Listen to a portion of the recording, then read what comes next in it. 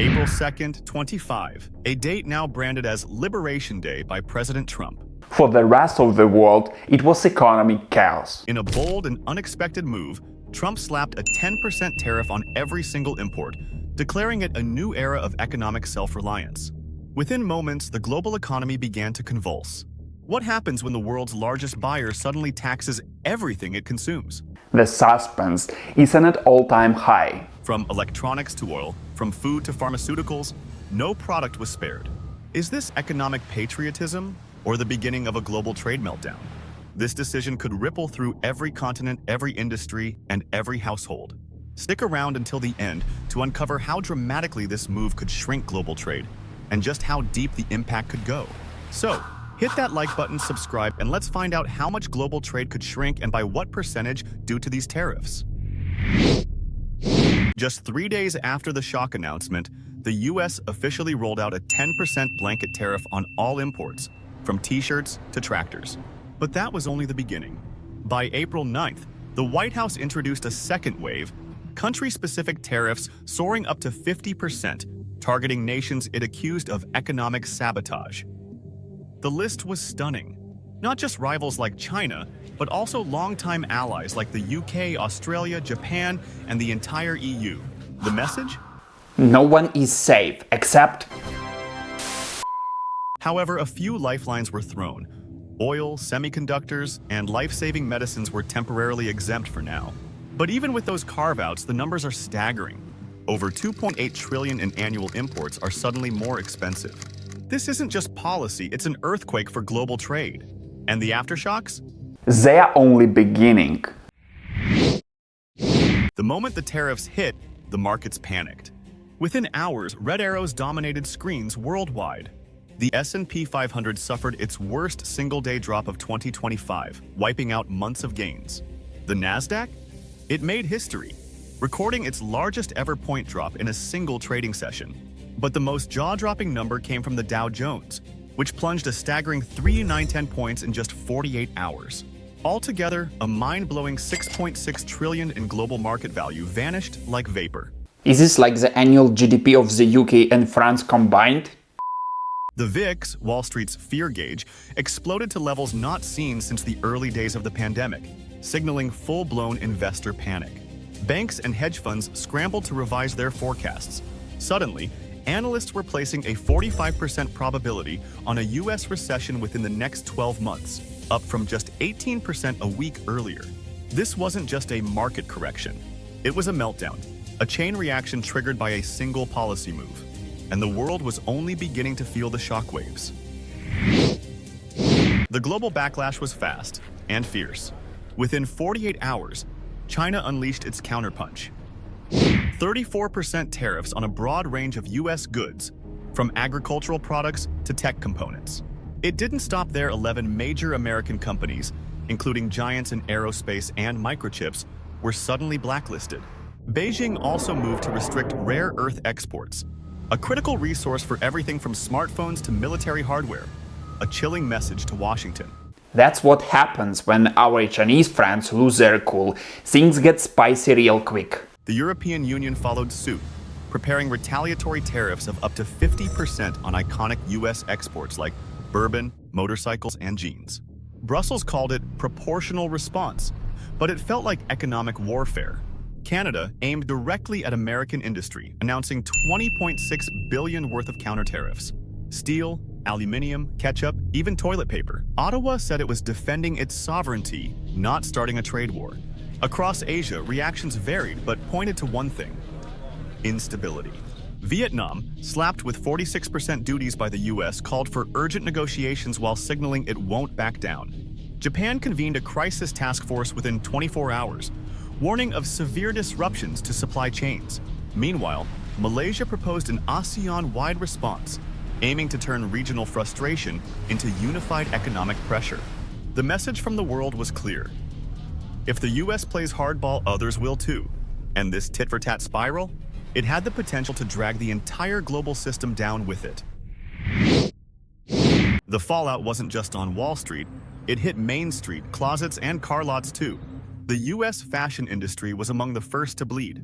With tariffs soaring up to 49% on imports from Vietnam, Cambodia, and Bangladesh, the cost of making everything from sneakers to suits skyrocketed overnight. Nike, Gap, and Ralph Lauren collectively lost billions in market value. Their stocks plunged nearly 30% in just 1 week. Executives scrambled. Some brands warned of imminent price hikes, possibly up to 20% more for everyday clothing.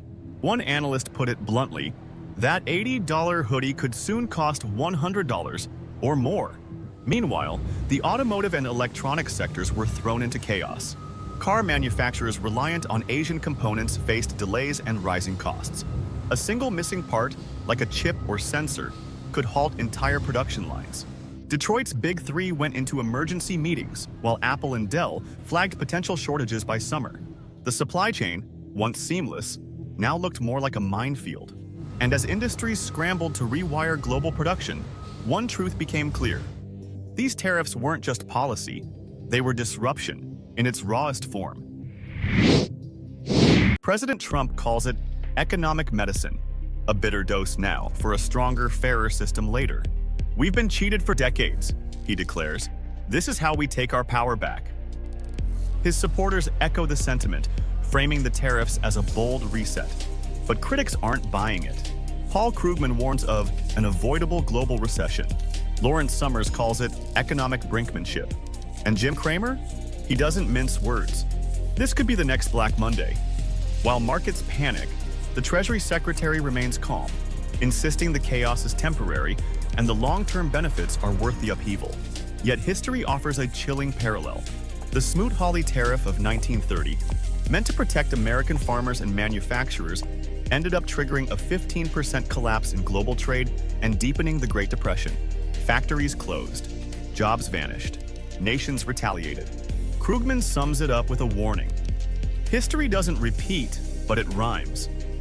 As the world teeters between economic nationalism and global cooperation, the question isn't just who's right, it's whether we've learned anything from the past, or if we're doomed to repeat it, one tariff at a time. As America throws up its trade walls, the shockwaves ripple far beyond its borders. In Asia, the impact is immediate and brutal. Taiwan's TAIEX drops 8.4%, Japan's Nikkei plunges 6.7%, and South Korea's Kospi tumbles 5.9% in just 2 days. Export giants that rely heavily on the US market are left scrambling as investor confidence evaporates. In Europe, alarm bells ring in Brussels. The EU Commission warns that an extended trade standoff could shave up to 1% off Eurozone GDP, a staggering hit for an economy already balancing on a tightrope.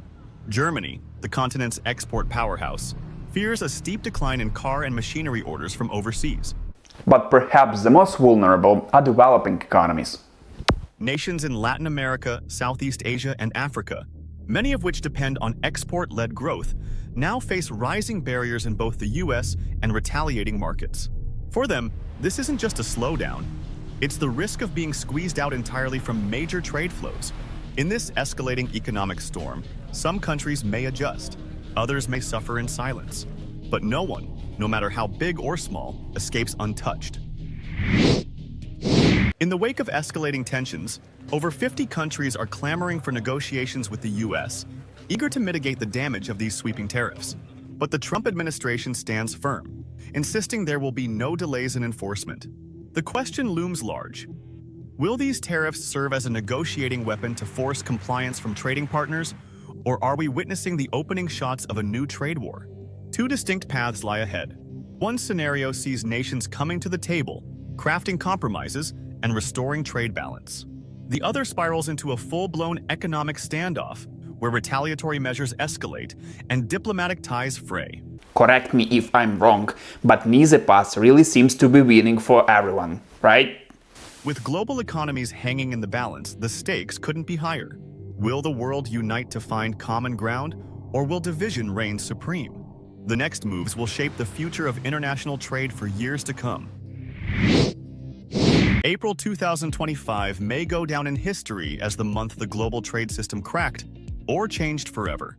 With tariffs reshaping economic relationships and igniting tensions, we face a pivotal moment.